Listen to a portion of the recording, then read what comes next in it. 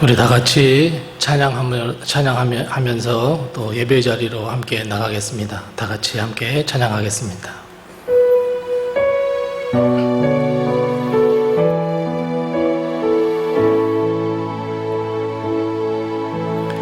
예수 우리 왕이여, 이곳에 오소서. 보좌로 주여 임하사 찬양을 받아 주소서. 주님을 찬양하오니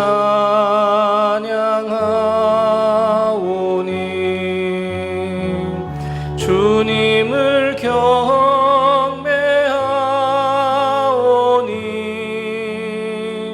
왕이신 예수여 오셔서 좌정하사 다스리소서.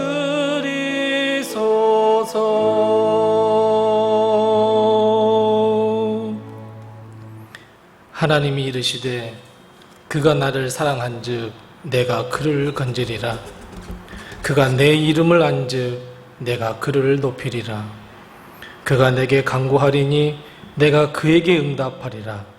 그들이 환난 당할 때에 내가 그와 함께하여 그를 건지고 영화롭게 하리라. 아멘. 하나님 아버지 은혜를 감사합니다. 지난 한 주간 동안 저희들 지켜주시고 오늘 주님의 날 맞이하여 온 가족이 함께 모여 예배드릴 수 있도록 하신 것을 참으로 감사합니다. 오늘 흩어져 우리가 예배를 드리지만 우리 주 성령님께서 임재하여 주셔서 예배하는 곳마다 은혜가 넘치게 하시고 하나님께서 베풀어 주시는 귀한 은혜와 은총 아래 오늘 주님 앞에 온전히 드리는 거룩한 산제사로 나아갈 수 있도록 도우시고 인도해 주옵소서. 예수님의 이름으로 기원하옵나이다. 아멘.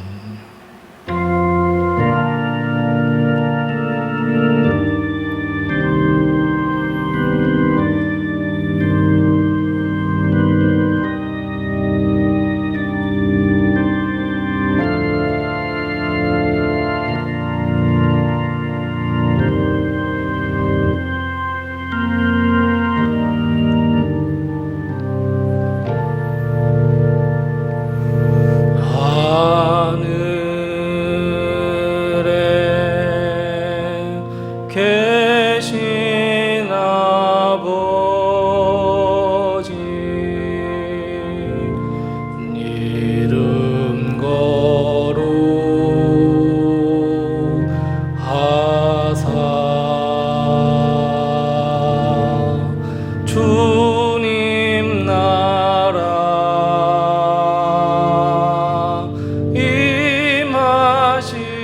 임하시고 뜻이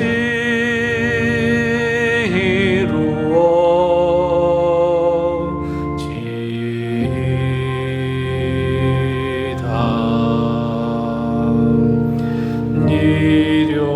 일용할 양식 주시고 우리들의 큰 죄 다 용서하옵시고 또 시험에 들게 마시고 악에서 구원하소서. 대개 주의 나라 주의 권세 주의 영광 영원히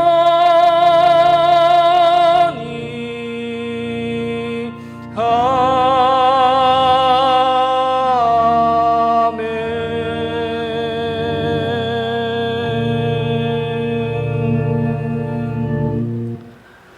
교회에서 먼저 서식을 알려드리겠습니다.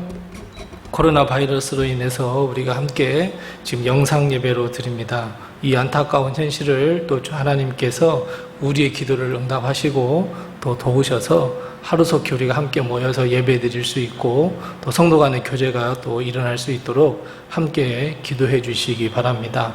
특별히 자기 개인 내의 건강을 잘 유의하셔서 또 교회나 또 이웃들에게 또 누가 되지 아니하도록 이렇게 힘써 주시고 노력해 주시기 바랍니다. 다음 주는 8월 첫째 주가 들어갑니다. 그래서 8월 첫째 주부터는 우리 함께 교회에 모여서 예배를 드릴 수 있도록 이렇게 할 수 있도록 하겠습니다. 위에서 더 많이 기도해 주시고 협력해 주시기 바랍니다. 다른 광고는 다 단톡방에 다 올리도록 하겠습니다. 참고해 주시고 협력해 주시고 함께 기도해 주시기 바랍니다. 우리 다 같이 찬송가 31장 우리 함께 같이 찬송하겠습니다. 찬송가 31장입니다.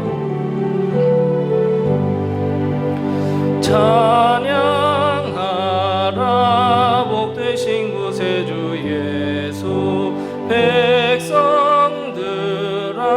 사랑을 전하세 경배하라 하늘의 천군과 천사 주님 앞에 영광을 돌리세 목자가 같이 우리를 지키시고 종일 품에 늘 안아주시니 찬양하라 높으신 권세를 찬양 찬양 찬양 영원히 드리세 찬양하라 복되신 구세주 예수 우리 대신 죽임을 당했네 구주 예수 영원한 구원의 소망 경배하며 겸손히 절하세 찬양하라 우리 죄 지신 예수 그의 사랑 한없이 크셔라 찬양하라 높으신 권세를 찬양 찬양 찬양 영원히 드리세 찬양하라 복되신 구세주 예수 천사들아 즐겁게 찬양해 구주 예수 영원히 다스리시니 멸류관을 주 앞에 드리세 구주 예수 세상을 이기시고 영광 중에 또다시 오시리 찬양하라 높으신 권세를 찬양 찬양 찬양 영원히 드리세 아멘. 다 같이 기도하겠습니다. 하나님 아버지 은혜를 감사합니다. 무더위로 인하여 코로나 바이러스로 인하여 많이 힘이 들고 어려운 가운데서도 저희들 지켜주시고 인도하시고 한 주간 동안 주의 날개 아래 주의 품 안에 품어주신 것을 참으로 감사합니다. 안타까운 것은 우리가 함께 모여 하나님을 찬양하며 예배하며 기뻐하며 감사와 영광을 돌려야 될 터인데 여러 가지 사회적 환경과 사회적 거리두기로 인하여 흩어져 각각 가정에서 예배드릴 수 있는 것이 너무나 안타까운 이 현실. 그러나 우리 하나님께서 함께 하시고 도와주셔서 우리의 마음의 평강과 우리 가정의 평강을 허락해 주옵시고 오직 주님만이 이 모든 것을 해결할 수 있다고 하는 것을 더욱더 믿으며 나아갈 수 있는 저희들 다 될 수 있도록 도우시고 함께하여 주옵소서. 주님, 하루하루 주님의 뜻을 위하여 하나님의 뜻을 이루며 살고 싶었지만 여전히 죄 가운데 빠져 있었던 우리들, 주님 우리를 불쌍히 여기시고 긍휼히 여겨주시어서 예수 그리스도의 보혈의 피로 다 깨끗게 해 주옵시고 새로운 피조물이 되게 하시고 온전히 주님 앞에 나가는 거룩한 하나님의 자녀의 모습을 회복할 수 있도록 도우시고 인도해 주옵소서. 우리 사랑하는 모든 성도들의 가정을 지키시고 인도하셔서 이 어려운 시기에 오직 주님만을 바라며 주님과 동행하며 걸어갈 수 있는 저희들 되게 도와주옵시고 땅끝까지 너희와 항상 함께 할 것이라고 내가 반드시 너에게 복을 줄 거라고 하신 그 주님의 약속을 믿으며 하루하루를 살아갈 수 있는 저희들 되게 도와주옵시고 아무런 의미 없이 하루하루 지내는 것이 아니라 하나님의 나라를 위하여 하나님의 뜻을 위하여 하루하루 기도하며 거룩한 모습으로 새롭게 되어짐으로 하나님께 영광 돌리기에 부족함이 없도록 저희들을 도우시고 인도하셔서 의미 있는 인생 하루하루 주님과 동행하는 삶이 될 수 있도록 도우시고 인도해 주옵소서. 특별히 하나님, 우리 로뎀 교회를 주님께서 사랑해 주시고 여기까지 지켜주시고 인도해 주신 것을 참으로 감사합니다. 주님, 우리 로뎀 교회가 하나님의 뜻을 위하여 세계 복음화를 위하여 하나님의 복음을 들고 땅끝까지 가는 증인된 교회가 되게 하시고 쓰러지고 낭망하며 죽어가는 영혼들을 구원하는 구원의 방주가 될 수 있도록 주님께서 도와주시고 우리 사랑하는 온 성도들의 마음과 심령과 영혼을 하나님께서 치유하시고 치료하여 주셔서 소망과 은혜와 축복과 하나님의 사랑 가운데서 하루하루를 살아갈 수 있는 저희들 되게 도와주시옵소서. 주님, 이 예배 주님께 온전히 드리기를 원하오니 주님께서 좌정하여 주옵시고 우리 주 성령님께서 임재하여 주셔서 온전히 하나님께만 드리는 거룩한 산제사가 되게 하시고 오늘 예배를 통하여 주신 그 말씀을 통해 주님, 우리가 한 주간 살아가는데 부족함이 없도록 도와주옵시고 영의 양식을 먹여주시고 인도하시고 함께하여 주시옵소서. 우리 사랑하는 모든 성도들을 주님께서 지켜보호해 주옵시고 우리 사랑하는 성도들 어디에서 무엇을 하든지 눈동자와 같이 살피셔서 주의 길에 서지 아니하도록 도와주옵시고 주님께서 베풀어 주신 그 의의 면류관과 생명의 면류관을 하나님 앞에 드려 영광 돌리는 삶으로 거듭날 수 있도록 도우시고 인도하여 주시옵소서. 이 예배를 온전히 주님께 의탁하오니 주님께서 이 예배를 함께 하시고 인도하셔서 이 소중한 자리, 이 거룩한 자리, 이 예배가 온전히 하나님께 영광 돌리게 해 주옵소서. 예수님의 이름으로 기도드리옵나이다. 아멘.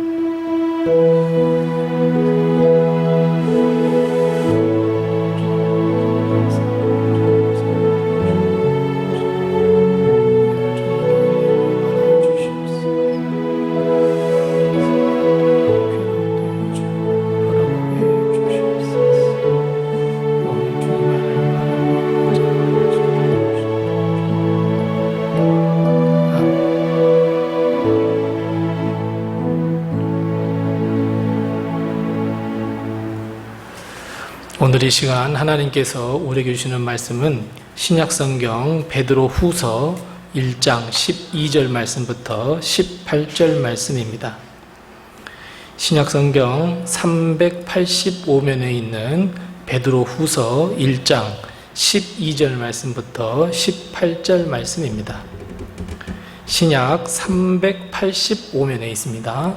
신약성경 385면에 있는 베드로후서 1장 12절 말씀부터 18절 말씀까지입니다. 이 말씀을 제가 봉독하겠습니다. 하나님의 말씀을 잘 경청하시기 바랍니다. 그러므로 너희가 이것을 알고 이미 있는 진리에 서 있으나 내가 항상 너희에게 생각나게 하려 하노니 내가 이 장막이 있을 동안에 너희를 일깨워 생각나게 함은 옳은 줄로 여기노니 이는 우리 주 예수 그리스도께서 내게 지시하신 것 같이 나도 나의 장막을 벗어날 것이 임박한 줄을 알미라. 내가 힘써 너희로 하여금 내가 떠난 후에라도 어느 때나 이런 것을 생각나게 하려 하노라. 우리 주 예수 그리스도의 능력과 강림하심을 너희에게 알게 한 것이 교묘히 만든 이야기를 따른 것이 아니요 우리는 그의 크신 위엄을 친히 본 자라. 지극히 큰 영광 중에서 이러한 소리가 그에게 나기를 이는 내 사랑하는 아들이요 내 기뻐하는 자라 하실 때에 그가 하나님 아버지께 존귀와 영광을 받으셨느니라. 이 소리는 우리가 그와 함께 거룩한 산에 있을 때에 하늘로부터 난 것을 들은 것이라. 아멘. 오늘도 하나님의 은혜와 축복과 또 평강 주심이 우리 교회와 우리 성도님들의 가정에 늘 함께 하시기 바랍니다. 또 힘들고 어려운 시기들을 보내고 있지만 우리 하나님께서 위로해 주시고 우리 하나님께서 더 큰 은혜로 함께 해 주시기를 바랍니다. 우리는 누구나가 세상을 행복하게 살아가고 싶어 하지만 그것이 크든지 작든지 우리 마음속에는 항상 트라우마라고 하는 것이 꿈틀거리고 있습니다. 트라우마라고 하는 것은 이 우리 마음속에 자리 잡고 있는 바로 이 깊은 상처와 또 아픔을 이야기하는 것인데 이것이 치유되지 못하고 우리 삶의 중요한 순간에 우리의 생각과 마음을 사로잡고 결국 우리를 우울함과 깊은 흑암 속으로 던져버리는 매우 강력한 힘을 가지고 있는 것이 바로 트라우마입니다. 이 트라우마는 여러 가지 상황과 환경 그리고 경험으로부터 나오는 것이고 이 트라우마는 도무지 다른 사람이 어찌해 줄 수 없는 정말 어찌 보면 우리 마음속에 깊이 묻고 간직하고 있는 것이라고 말할 수 있습니다. 이 트라우마는 평상시에는 보통 시에는 가만히 있다가 같은 상황 또 비슷한 상황 비슷한 이야기를 들을 때면 정말 강력한 힘을 발휘하는 것이 트라우마입니다. 이 트라우마의 원인은 여러 방면에서 찾을 수 있습니다.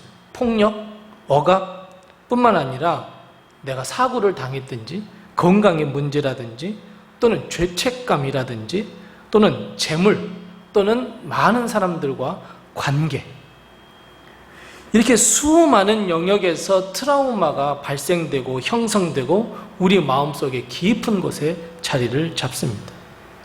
심지어 우리는 이 트라우마가 우리의 매일의 생각을 부여잡고 있는 것을 우리는 깨닫게 됩니다. 베드로는 겨우겨우 자신의 삶 속에서 오부 생활하면서 자신이 많이 만들어졌던 그런 트라우마를 극복하고 예수님의 수제자가 되었습니다. 하지만 그것도 잠깐 베드로는 하루아침에 메가톤급 트라우마를 끌어안게 되었습니다.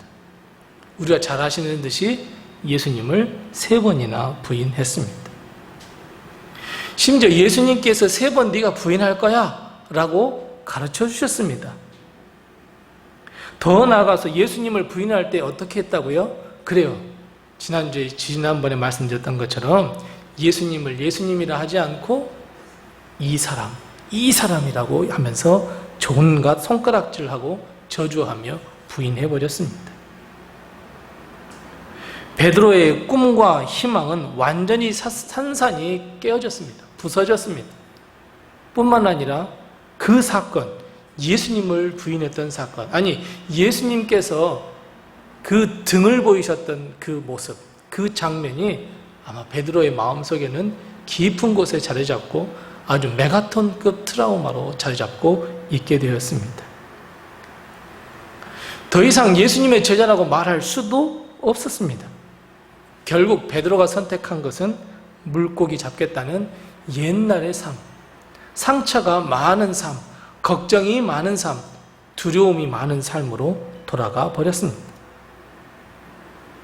그런데 그때 예수님께서 베드로에게 다가오셨습니다. 그리고 주님은 매일 베드로의 생각과 마음을 사로잡고 있었던 그 고질적인 트라우마를 다 치유해 주셨습니다. 사랑을 회복시켜 주셨고 예수님과 베드로의 그 깊은 관계를 다시 회복시켜 주셨습니다. 그리고 주님은 베드로에게 다시 한번 사명을 허락하시고 너는 나를 따라야 해 라고 말씀하셨습니다. 베드로는 이 예수님의 말씀에 따라서 하나님의 나라를 선포하고 예수님의 복음을 열심히 선포했습니다. 어디를 가나 예수님을 이야기했고 수많은 기적도 베풀었고 하나님의 나라가 이 땅에 임할 수 있도록 준비하는 삶을 살았습니다. 자기 자신의 모든 삶을 다 예수 그리스도의 복음을 증거하는 일에 다 헌신했습니다. 정말 참된 제자가 되었습니다. 베드로가 복음을 전하면 어땠습니까? 하루에 3,000명씩 회개하고 돌아오는 놀라운 역사도 일어났습니다. 정말 아무것도 모르는 무식쟁이입니다. 사회적 계급으로 볼 때는 정말 천하디천한 어부였습니다. 하지만 성령이 충만하게 되어서 예수 그리스도의 복음을 증거하고 선포했던 이 사람에게 하나님께서는 더 큰 역사를 베풀어 주셔서 많은 사람들이 예수님 앞으로 돌아오는 큰 역사가 일어났습니다. 자, 그런데 여러분, 사도행전에 보면 베드로의 행적이 아주 많이 나와 있습니다. 그리고 오늘 말씀한 이 베드로전서와 베드로후서를 베드로는 썼습니다. 자, 그런데 여러분, 이 사도행전의 수많은 이야기와 베드로에 관한 수많은 이야기와 베드로전서와 베드로후서에서 나는 예수님을 3번 부인한 사람이야. 나 예수님을 부인했지만 예수님께서 용서해 주셨어. 회복하게 해주셨어. 라고 하는 말을 혹시 들어보신 적 있으십니까? 아니면 그 비슷한 이야기를 들어보신 적 있으십니까?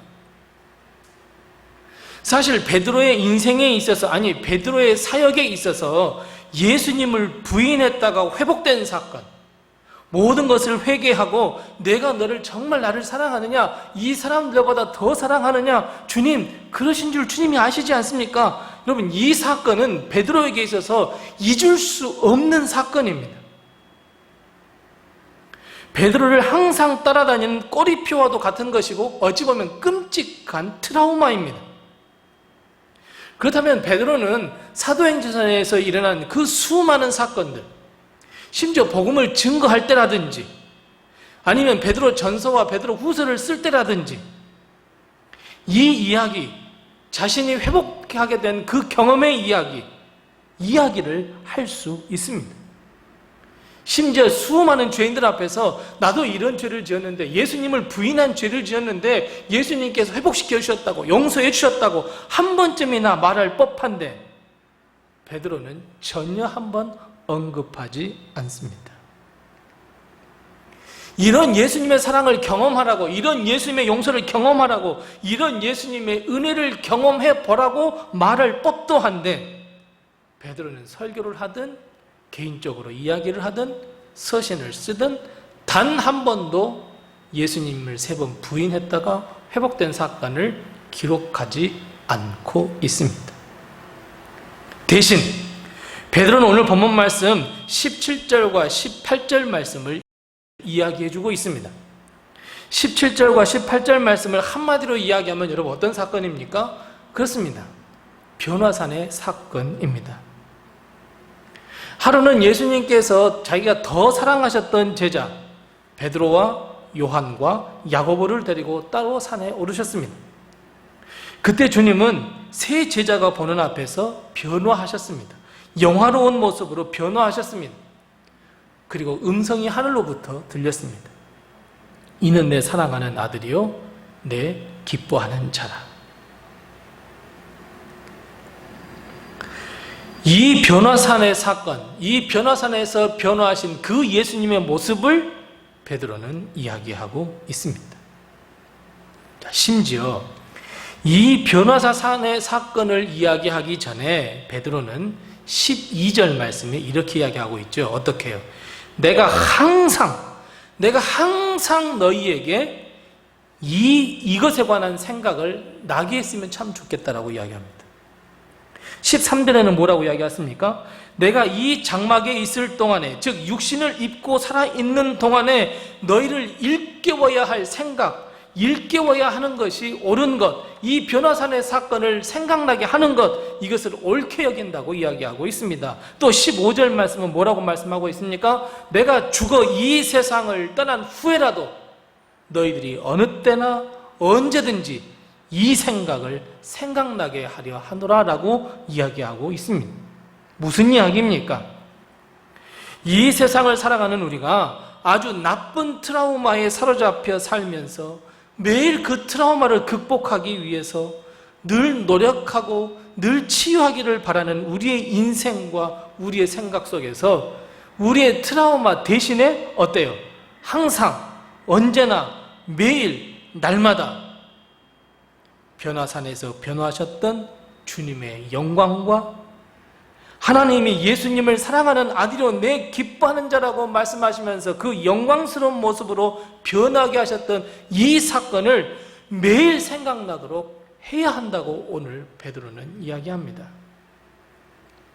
매일같이 나쁜 생각, 트라우마에 사로잡혀 사는 인생이 아니라 영화롭게 변화하신 그 예수님의 모습, 그 모습에 늘 사로잡혀 사는 인생으로 변화되어야 한다고 오늘 분명하게 선포하고 있습니다. 사랑하는 성도 여러분, 오늘부터 우리의 생각들이 다 바뀌셨으면 좋겠습니다. 우리의 마음이 다 바뀌셨으면 좋겠습니다. 어떻게 해요?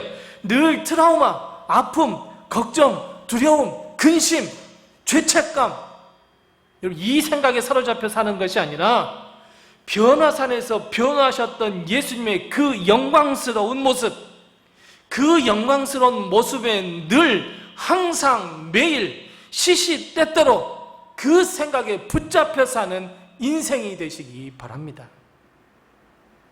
매일 예수님의 영광스러운 모습에 대한 생각에 사로잡혀서 예수님의 인도하심에 따라 예수님께서 우리를 도와주시는 그 도우심의 삶을 늘 살아가는 성도들이 다 되시기를 바랍니다. 다시 말씀드리지만 우리는 매일 어떤 생각에 사로잡혀 사느냐 하는 것은 우리 인생에 있어서 매우 중요한 문제입니다. 자, 여러분, 매일매일 죄만 생각한다고 생각을 해보십시오. 매일매일 죄만 생각한다면, 아니 매일매일 난 어제는 이 죄를 저질렀어, 그제는 이 죄를 저질렀어, 몇 달 전에는 이 죄를 저질렀어, 죄가 난무하는 세상에서 죄만 생각한다면 우리는 해피엔딩으로 끝날 수 없습니다. 절망하고 실망하고 좌절할 뿐입니다. 어제는 내가 얼마나 불행했는 줄 알아? 한 달 전에는 얼마나 불행했는 줄 알아? 1년 전에는 먹고 살 것도 없어서. 여러분, 이 생각만 붙잡혀 사는 삶이라고 생각해 보십시오. 내일이 기대가 되겠습니까? 내일 또한 걱정이고 두려움입니다. 결국 불행한 삶을 살 수밖에 없습니다. 매일매일 트라우마에 붙들려 사는 인생이 되어보시기 바랍니다. 그러면 아무런 낙도 없습니다. 고통스럽습니다. 즐거움도 없습니다. 우울합니다. 그저 빨리 내 인생이 끝나버렸으면 좋겠다는 생각이 들 수밖에 없습니다. 웃음을 찾아볼 수 없고 스마일을 찾아볼 수 없습니다. 그럼 여러분, 그냥 계속 그렇게 사시기를 원하십니까? 매일매일 나쁜 생각에 사로잡혀서 여러분 살고 싶으십니까? 매일매일 울면서 매일매일 우울하게 매일매일 근심하며 매일매일 걱정하며 여러분 사시고 싶으십니까? 만일 베드로가 나는 예수님을 3번이나 부인했던 사람이야 라고 하는 이 트라우마에 매일매일 사로잡혔다면 담대하게 말씀을 선포할 수 있었을까요? 말씀을 선포하다가도 그 생각이 딱 사로잡히면 저 사람들이 나를 어떻게 생각할까? 나를 손가락질할 거야.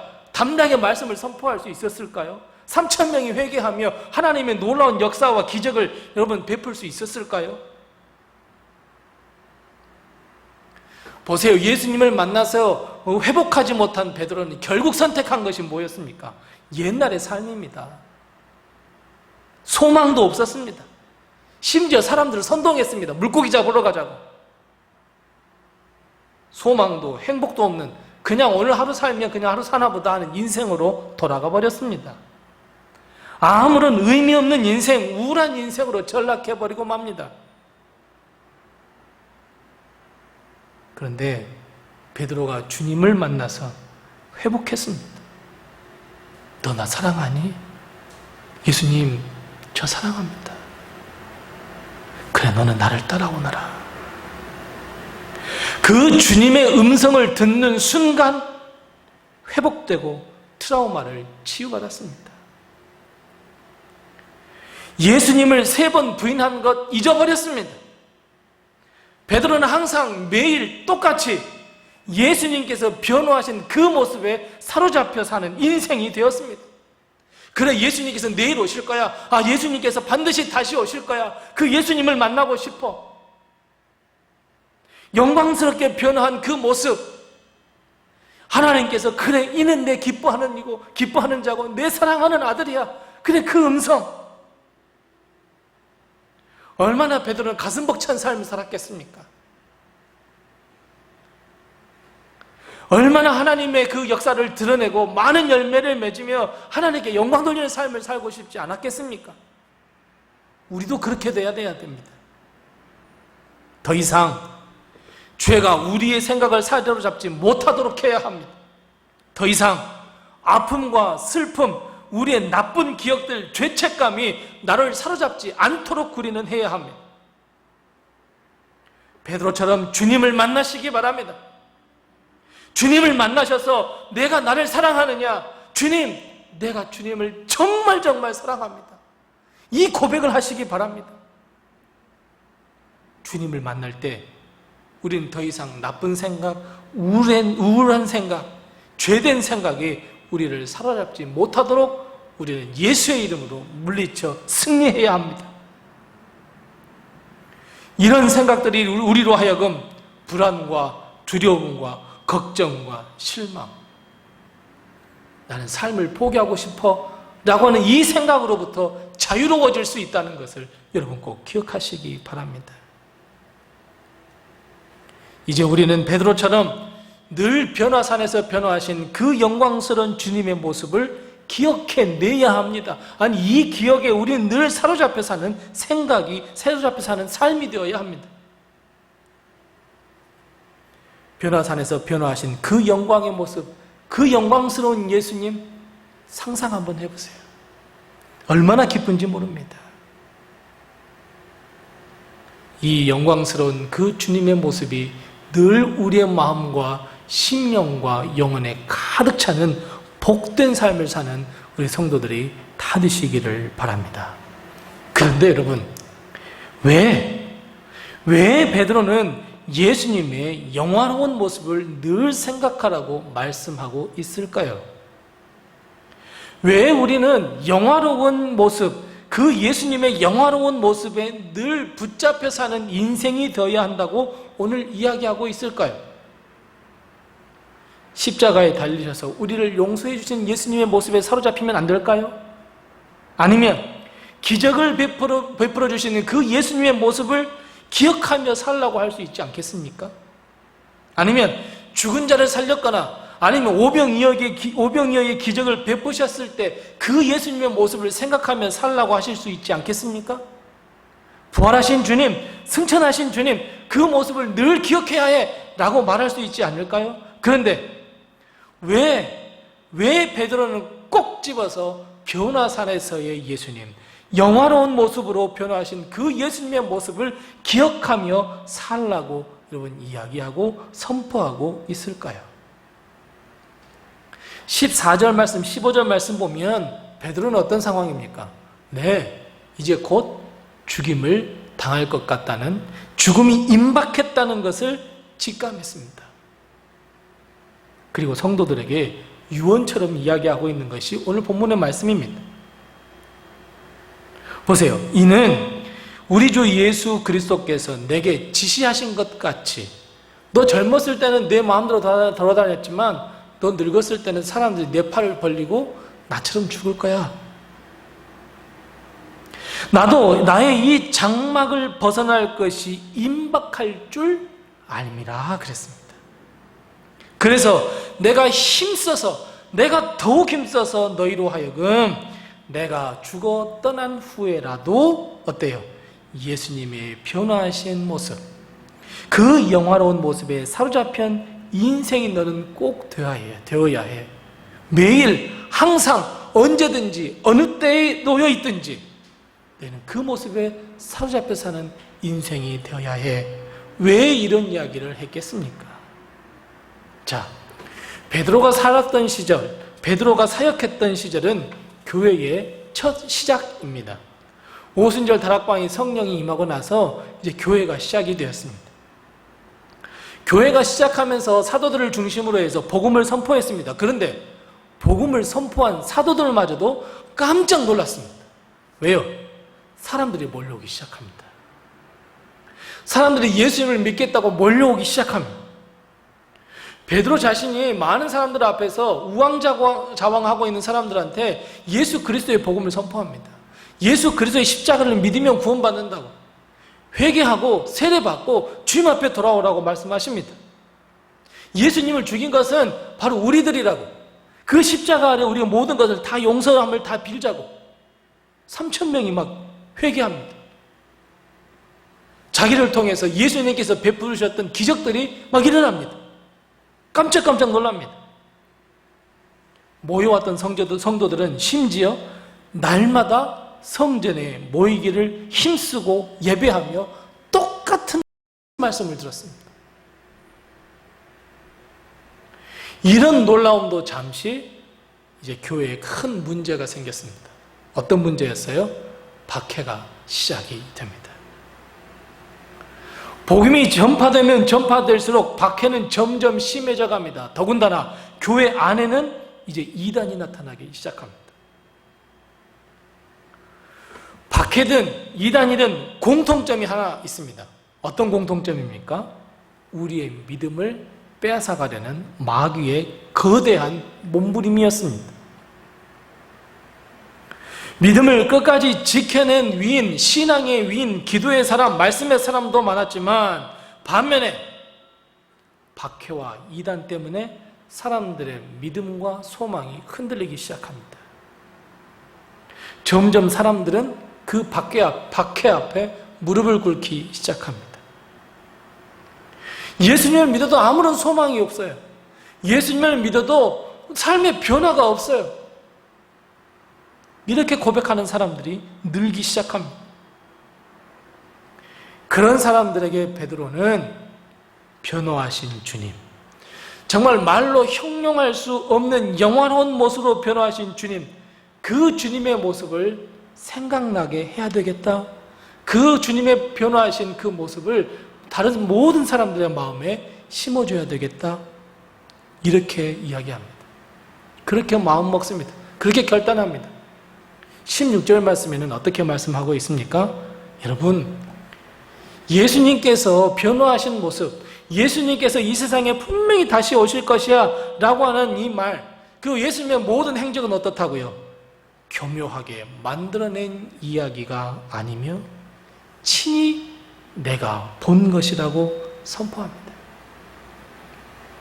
변화하신 예수님, 영원한 모습으로 변화하신 예수님, 다시 오실 예수님, 그 예수님의 이야기는 내가 교묘하게 만들어낸 이야기가 아니라 반드시 이루어질 것이고, 그래서 그 영원한 예수님, 그 예수님에 대한 생각이 우리의 생각을 늘 사로잡혀서 내가 믿음이 흔들릴 때마다 그래 예수님, 그래 소망의 예수님, 그래 우리의 기도를 응답해 주시는 예수님, 그래 하나님이 기뻐하시고 하나님의 아들 된 예수님, 그래 다시 오실 예수님, 그 예수님을 생각하면서 우리의 믿음을 굳건하게 지켜야 해 라고 오늘 베드로가 이야기하고 있습니다. 결국 베드로는 소망을 잃어버린 우리들에게 참된 소망을 주기 위해서, 참된 구원을 주시기 위해서 그 변화된 모습, 변화하신 예수님의 모습에 사로잡혀 사는 인생이 되라고 오늘 선포하고 있습니다. 우리가 믿는 믿음이 절대로 헛된 것이 아닙니다. 이 사실을 일깨워주기 위함이었습니다. 보세요. 베드로와 요한과 야고보가 예수님이 변화하신 모습을 보았어요. 딱 보자마자 첫 마디가 무엇이었습니까? 네, 예수님, 우리 저곳에 내려가지 맙시다. 여기서 초막 셋을 짓고 여기서 예수님과 영원히 삽시다. 얼마나 좋으면 그랬을까요? 박해와 고통, 고난과 근심, 그리고 이단에 사로잡혀 그 이단의 유혹에 노출되어 있는 성도들, 아무런 소망도 없고 심지어 가지고 있는 이 작은 믿음조차도 빼앗길 위험에 빠져 있던 성도들, 그리고 오늘을 살아가는 우리 사랑하는 로뎀의 모든 성도들, 예수님의 이 참된 소망은 우리 앞에서 반드시 이루어지고 예수님께서 반드시 이 땅에 재림하실 것이고 우리를 구원해 주실 것이고 영화롭게 변화하신 주님께서 우리의 삶도 변화시켜 주시고 우리를 인도해 주시고 우리와 함께 하시고 회복시켜 주시고 치유해 주시고 복 위에 복을 주실 것이라고 하는 이 명확한 진리와 사실, 이것을 우리 마음속에 심어주고 싶었기 때문에 그렇습니다. 그래서 여러분, 반드시 우리는 매일 항상 매 순간마다 영화로운 예수님의 모습, 그 예수님의 소망, 이 모습에 사로잡혀 사는 인생이 되어야 합니다. 오늘 사는 우리의 모습이 어떻습니까? 여러분, 가만히 생각해 보면 어느 누가 와서 예수님 믿지 말라고 박해하고 있습니까? 박해가 우리에게 있나요? 나 예수님을 믿어라고 하면 뭐 박해가 있나요? 예수님을 믿는데 장애물도 없고 뭐 억압하는 것도 없고 고통도 없습니다. 사실은 우리의 믿음을 앗아가기 위해서 얼마나 큰 유혹의 파도, 이단의 파도, 우리는 이단인 줄 뻔히 알잖아요. 그런 고통이 있습니까? 없는 것 같아 보이지만 우리의 눈이 영화로운 예수님으로부터 멀어질수록 우리는 믿음을 저버릴 확률이 높아져만 갑니다. 얼마나 우리 주위에 우리의 믿음을 앗아가려고 하는 그 유혹의 파도가 얼마나 높은지 아십니까? 눈만 돌리면 예수님이 아니라 눈만 돌리면 세상 것에 그저 사로잡혀 사는 인생이 되는 그 확률이 얼마나 높으신 줄 아십니까? 지금 당장 보십시오. 코로나 바이러스로 인해서 우리의 믿음의 씨앗이 메말라가고 있습니다. 기도가 없어집니다. 말씀 묵상이 없어집니다. 하나님의 은혜가 은혜 같지 않습니다. 처음에는 몸부림도 쳐보지만 상황이 이런 걸? 우리는 상황에 순응해버립니다. 이것이 눈에 보이지 않는 박해입니다. 이것이 눈에 보이지 않는 이단입니다. 우리의 참된 소망과 우리의 믿음을 앗아가려는 이 수많은 일들이 우리 앞에서 거세게 일어나고 있다는 것, 여러분 인식하셔야 됩니다. 알고 있으셔야 합니다.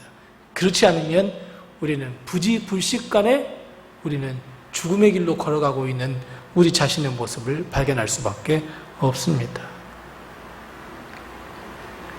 우리는 매일같이 우울하고 걱정하고 고통스러워하고 두려워하며 고민하며 죄책감에 살아가고 있는 것, 이것이 증거입니다. 여러분, 점점 소망도 잃어가고 이제 이런 나쁜 생각들이 우리를 부여잡으면 우리의 믿음을 잃어갑니다. 어떻게 생각해요? 예수님 믿어도 아무런 소망도 없고 예수님 믿어도 아무런 변화도 없고 예수님 믿어도 아무런 없구만, 똑같구만. 세상에 들어가 보니 너무너무 편합니다. 하고 싶은 것도 너무너무 많습니다. 행복해졌습니다. 늘 웃음밖에 없습니다. 좀 고통스럽다 싶으면 TV를 틉니다. 좀 아프다 싶으면 다른 어떤 즐거움을 찾습니다. 쾌락을 찾아봅니다. 세상엔 즐길 거리가 너무너무 많습니다. 우리의 믿음을 조용히 다 앗아가 버립니다. 우리의 소망을 점점점 앗아가 버립니다. 우리의 영혼은 점점 질식해 죽지만 영혼은 소리치지 않는 죽음을 당할 수밖에 없습니다. 우리는 영혼의 아픔이나 죽음을 인식하지 못한 채 점점 믿음과 소망을 잃어갑니다. 예수님을 잊어버립니다. 교회를 잊어버립니다. 사명을 잊어버립니다. 예수님께서 내 인생을 붙잡고 계시고 예수님께서 내 인생을 살피시고 도와주신다는 이 평범한 진리와 은혜를 잊어버립니다. 우리의 생각은 매일매일 내일에 대한 고민, 걱정, 우울함, 죄책감에 시달리기 시작합니다. 어찌 보면 초대교회는 눈에 보이기라도 합니다. 아, 박해가 일어났어. 아, 예수님을 못 믿게 하는구나. 아, 이런 이단이 있구나.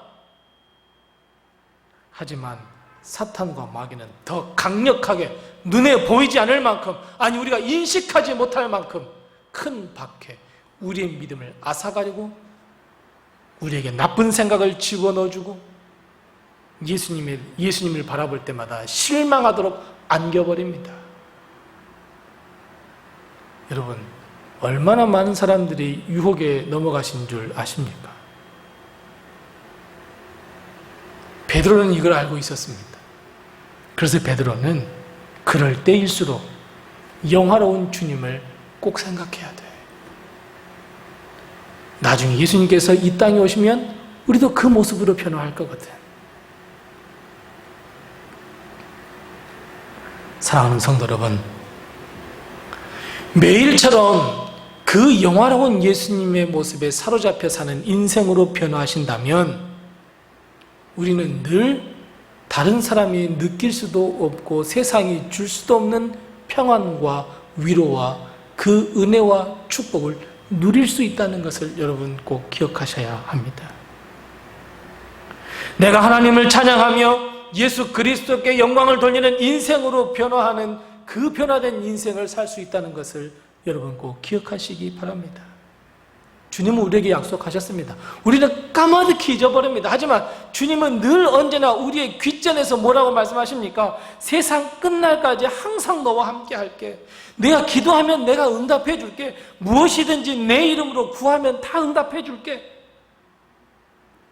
끝까지 믿음을 지키는 자에겐 내가 영화로운 면류관을 줄게.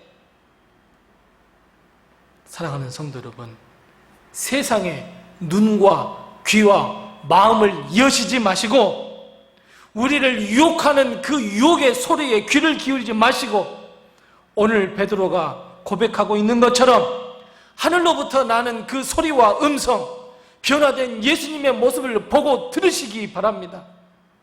우리에게 권능을 주시는 그 권능의 소리, 하늘을 열고 이 땅에 임하시는 성령의 놀라운 역사, 그 성령의 충만함을 보고 느끼고 깨달으시고 체험하시기 바랍니다. 우리의 생각을 바꿀 때 우리의 삶은 변화될 수 있습니다. 우리는 행복하게 살고 싶고 즐겁게 살고 싶다고 하면서도 우리는 늘 우울한 생각에 빠져 살고 있습니다. 심지어 나는 그런 인생 살 수 없어라고 이야기해버립니다. 내 양손에 가진 것이 하나도 없다고 이야기합니다. 오늘도 겨우겨우 버티는데 무슨 내일이 있겠냐고 이야기해버립니다. 그래서 여러분, 우리의 생각을 변화시켜야 합니다. 아니, 우리가 어떤 생각에 사로잡혀 사느냐, 매일 어떤 생각에 사로잡혀 사느냐, 매일 어떤 생각을 하며 사느냐는 우리의 인생을 좌우해버립니다. 우리의 미래를 좌우합니다. 그래서 여러분, 나쁜 생각에서 벗어나서 이제는 영화로운 예수님, 우리 눈앞에서 친히 변화하신 예수님, 그 변화하신 예수님의 그 생각에 사로잡혀 성도들이 다 되시기를 바랍니다. 더욱이 힘들고 지칠 때, 괴롭고 걱정스러울 때, 미래가 암울하다고 생각될 때, 우울한 생각이 들 때, 괜시리 눈물이 날 때, 괜시리 내 인생과 내 삶 허무한 것이고 저주할 때, 아니 내일이 없기에 나는 빨리 죽고 싶어 라는 생각이 들 때, 믿음을 버릴까? 예수님은 정말 아무것도 아닌 것일까? 내가 믿고 있는 것이 헛된 것일까? 여러분, 그럴 때마다 예수의 이름으로 그 생각을 물리치시고 예수님을 생각하시기 바랍니다. 영화롭게 변화하신 주님, 우리에게 참된 소망과 생명을 주시는 주님, 우리에게 행복을 주시는 주님, 우리에게 진리의 기쁨을 주시는 주님, 그 주님을 늘 생각하시기 바랍니다. 그래 사랑하는 성도 여러분, 이제 우리가 기도해야 합니다. 주님, 내 안에 있는 이 우울한 생각과 나쁜 생각과 걱정과 근심된 생각을 예수님에 대한 생각으로 바꾸어 주시옵소서. 매일 내 앞에서 변화하시는 예수님의 그에 대한 생각에 사로잡혀 사는 인생으로 변화되게 해 주옵소서. 여러분, 우리의 기도가 달라져야 합니다. 우리의 기도가 바뀌어져야 합니다. 이제는 할 수 없다 해서 할 수 있도록, 우울함에서 생동감으로, 죄책감에서 자유함으로, 죽음에서 생명으로, 이러한 삶, 변화된 삶을 원하신다면 이제 매일 우리는 변화하신 예수님, 우리에게 소망을 주신 예수님, 이 땅에 다시 오실 예수님, 내게 생명을 주시며 나를 변화시켜 주실 예수님, 내게 생명의 면류관을 씌워주시는 예수님, 그 영화로운 모습에 늘 사로잡혀 사는 인생으로 변화되시기 바랍니다. 예수님에 대한 생각에 사로잡혀 사는 복된 인생으로 변화하시기 바랍니다. 예수님은 분명히 우리의 생각을 변화시켜 줄 줄로 믿습니다.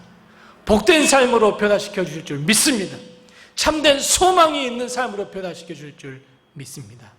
그래서 여러분, 이제 오늘부터는 매일 예수님에 대한 생각에 붙잡혀 사는 인생으로 거듭나시기를 바랍니다. 기도하겠습니다. 하나님 아버지, 은혜를 감사합니다. 이 세상에 근심된 일이 많고 참 죽을 일 쌓였고 걱정이 많은 것을 이 시간 고백합니다. 늘 죄책감과 늘 우울감에 빠진 우리 인생, 트라우마에 붙잡혀 사는 인생임을 이 시간 고백합니다. 하지만 주님, 이제 오늘부터는 변화산에서 변화하신 그 영광스러운 모습 예수 그리스도를 늘 생각하는 삶, 예수님에 대한 생각으로 늘 붙잡혀 사는 인생으로 변화받을 수 있도록 주여 우리의 생각을 바꾸어 주시옵소서. 죽음에서 생명으로, 우울함에서 생동감으로, 죄책감에서 자유함으로 내 인생을 하나며 죽을 수밖에 없는 인생이라고 하는 이 어리석은 생각해서 주님이 도와주시는 인생으로, 주님이 변화시켜 주시는 인생으로 변화할 수 있는 이 하나님의 역사를 체험할 수 있도록 주여 우리의 생각을 바꾸어 주옵소서. 항상 예수님을 생각하며 항상 주님과 동행하는 삶으로 거듭날 수 있도록 주님께서 인도하시고 함께하여 주옵소서. 매일 예수님에 대한 생각에 사로잡혀 사는 인생으로 거듭날 수 있도록 주여 우리를 불쌍히 여기시고 긍휼히 여겨주시고 주님께서 우리를 붙잡아 주옵소서. 예수님께 붙잡힌 인생으로 거듭날 수 있도록 하나님께서 역사하여 주시옵소서. 예수님의 이름으로 기도드리옵나이다.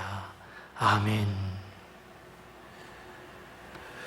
우리 다 같이 찬송가 486장 하시면서 준비하신 예물도 드리고 또 우리 가사를 생각하면서 하나님께 찬양하겠습니다. 486장입니다.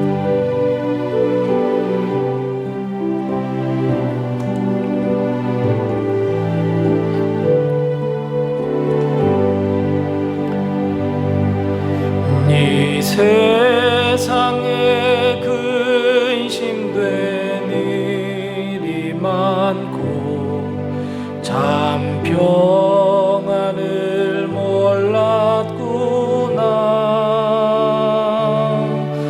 내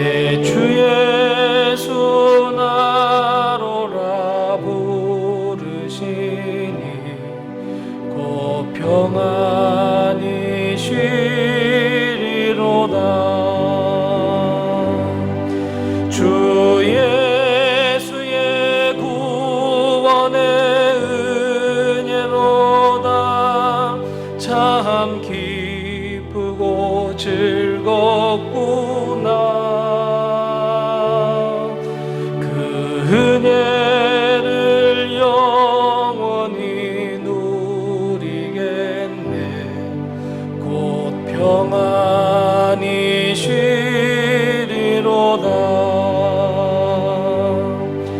이 세상에 곤고한 일이 많고 참 쉬는 날 없었구나.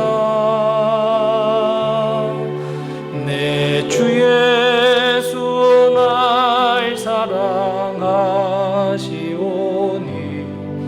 곧 평안히 쉬리로다. 주 예수의 구원의 은혜로다. 참 기쁘고 즐겁구나. 그 은혜를 영원히 누리겠네.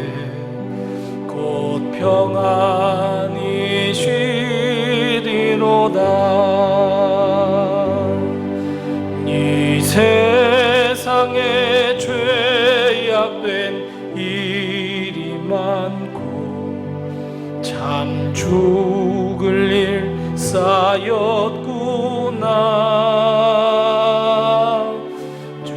주 예수 날 건져 주시오니 곧 평안히 쉬리로다.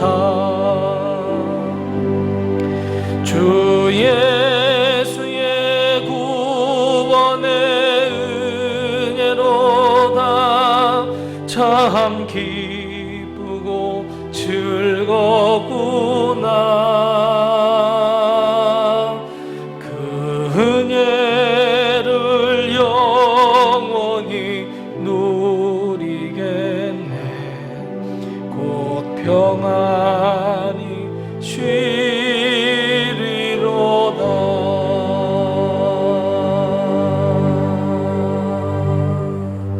기도하겠습니다. 하나님 아버지, 은혜를 감사합니다. 힘들고 어려운 세상을 살아가는 저희들을 지켜주시고 오늘도 주님의 날, 복된 날을 맞이하여 주님 앞에 온 가족이 함께 모여 영상으로라도 예배드릴 수 있도록 하신 것을 참으로 감사합니다. 오늘 하나님께 드리는 이 예배가 온전히 하나님께 드리는 거룩한 산제사이오니 주님께서 기뻐 받아 주옵시고 하늘 평안과 하늘 축복과 하늘 위로와 하늘 치유의 그리고 하늘의 복을 우리에게 베풀어 주시옵소서. 특별히 주님 앞에 거룩한 산제사 드릴 때에 우리의 마음과 뜻과 정성과 생명을 모아 드리는 이 예물을 주님께서 기뻐 받아 주시옵시고 주님께서 주시는 그 귀한 은혜가 너무너무 감사하여서 11조 예물 드린 손길들 주님께서 기억하여 주옵시고 갑절의 복도 허락해 주옵시고 여러 가지 힘들고 어려운 상황이지만 주님 범사에 감사합니다. 생일 당하여서 감사합니다. 또 우리 자녀들 지켜주셔서 감사합니다.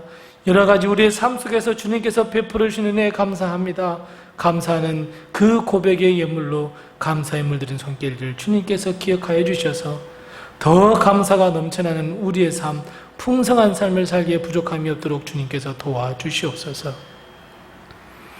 땅끝까지 복음을 증거하라 하신 주님의 말씀에 순종하면서 주님 선교예물 드린 손길들 기억하여 주시되 하나님 반드시 그 기도를 응답하여 주셔서 이 예물이 선교하는 곳, 사람을 살리는 곳에 쓰여질 수 있게 도와주옵시고 내 이웃을 내 몸과 같이 사랑하라 하신 주의 음성에 주의 말씀에 순종하며 드리는 이 구제헌금도 주님께서 기뻐 받아 주시되 그 기도를 응답하여 주셔서 이 영혼들에게 또 죽어가는 영혼들에게 예수의 사랑을 전하는 데 쓰여질 수 있도록 도와주옵시고 교회 앞날을 생각하면서 드리는 이 건축 헌금을 주님께서 기뻐 받아주셔서 이 예물이 하나님의 성전을 이룩하고 건축하는 데 쓰임받을 수 있도록 하나님께서 역사하여 주옵소서. 우리 사랑하는 성도들의 가정을 우리 하나님께서 지켜주시고 책임져 주시고 붙들어 주옵시고 주의 얼굴을 저들에게로 향하여 드사 평강을 주시고 위로함을 주시고 하늘 축복과 하늘 위로를 허락하여 주시되 무엇보다도 육신과 아버지 영혼이 병들어 있는 저희들을 불쌍히 여겨 주셔서 하루속히 치유받으며 치료받을 수 있도록 도와주옵시고 특별히 병상에 누워있는 우리 사랑하는 성도들을 주여 찾아가 주셔서 주님께서 치유하는 손길로 친히 안수하여 주셔서 회복의 놀라운 은혜, 치유의 놀라운 역사가 일어날 수 있도록 도우시고 인도하여 주옵소서. 우리 성도들 일용할 양식이나 물질이나 건강으로 인하여 어려움 당하지 아니하도록 주님께서 책임져 주시옵시고 우리 가정에 우리 사랑하는 모든 우리 자녀들을 책임져 주셔서 저들의 앞날을 윤택케 해 주시옵시고 저들의 삶을 하나님께서 지켜주셔서 부족함이 없도록 도우시고 함께하여 주시옵소서. 하나님, 코로나 바이러스가 주님 정말 힘이 들고 어려운 상황에까지 하나님 우리를 이끌고 가고 있는 것을 고백합니다. 하나님, 하루속히 주님께서 온 세상에 퍼져 있는 이 코로나를 치유하시고 치료하여 주셔서 우리 성도들이 눈에 눈을 마주치며 함께 기뻐하며 함께 찬양하며 성도의 아름다운 교제, 거룩한 교제가 일어날 수 있도록 하나님께서 치료하시고 치유하여 주시옵소서. 이 혼탁한 세상에서 더욱더 주님을 바라보며 주님을 붙들며 살아가는 우리의 인생으로 변화받을 수 있도록 주님께서 도우시고 인도해 주옵소서. 하나님, 다음 주에는 우리가 함께 모여 예배드리기를 원합니다. 우리 성도들 한 사람 한 사람을 돌아보아 주시어서 하나님, 우리 성도들이 함께 모여 예배드릴 때에 기뻐하며 즐거워할 수 있도록 각 처소를 지켜보아 주옵시고 우리 성도를 붙드시고 인도하시고 함께하여 주옵소서. 이 한 주간 동안 하나님 세상에 나가 살아갈 때에 주님께서 우리를 붙드시고 우리를 함께하시고 우리를 도와 주시옵소서. 무더운 여름입니다. 연일 폭염이 우리의 기승을 하며 우리의 건강을 해치려 합니다. 우리 사랑하는 성도들을 붙드시고 함께하셔서 슬기롭고 건강하며 하나님의 은혜 아래 가운데에 하루하루 살아가기에 부족함이 없도록 도우시고 인도하여 주옵시고 8월 1일 우리가 함께 만나 예배드리는 그날까지 또 하나님께서 우리를 붙드시고 함께하셔서 기쁜 소식, 즐거운 소식만 오고 갈 수 있도록 도와주옵시고 우리 성도들 또는 성도들의 자녀들이 운영하는 모든 사업체와 기업과 직장을 책임져 주셔서 어려움 당치 아니하도록 주님께서 함께하시고 항상 승승장구할 수 있도록 도우시고 인도하여 주시옵소서.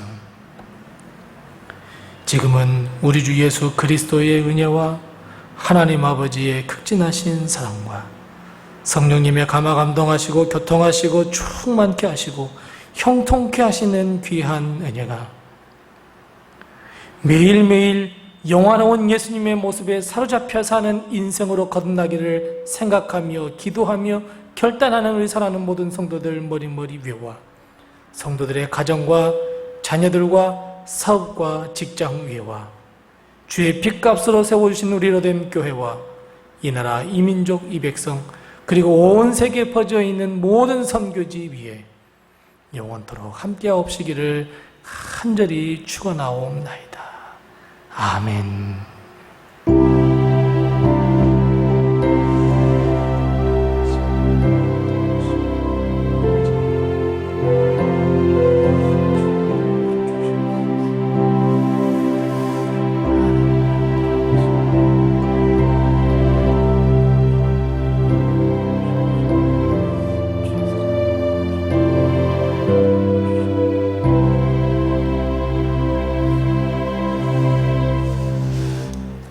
예배를 마쳤습니다. 다음 주에는 꼭 교회에서 함께 예배 드릴 수 있도록 기도해 주시고 또 자기 건강에 또 코로나 바이러스에 또 유의하셔서 또 다음 주에 꼭 기쁜 모습으로 만났으면 참 좋겠습니다.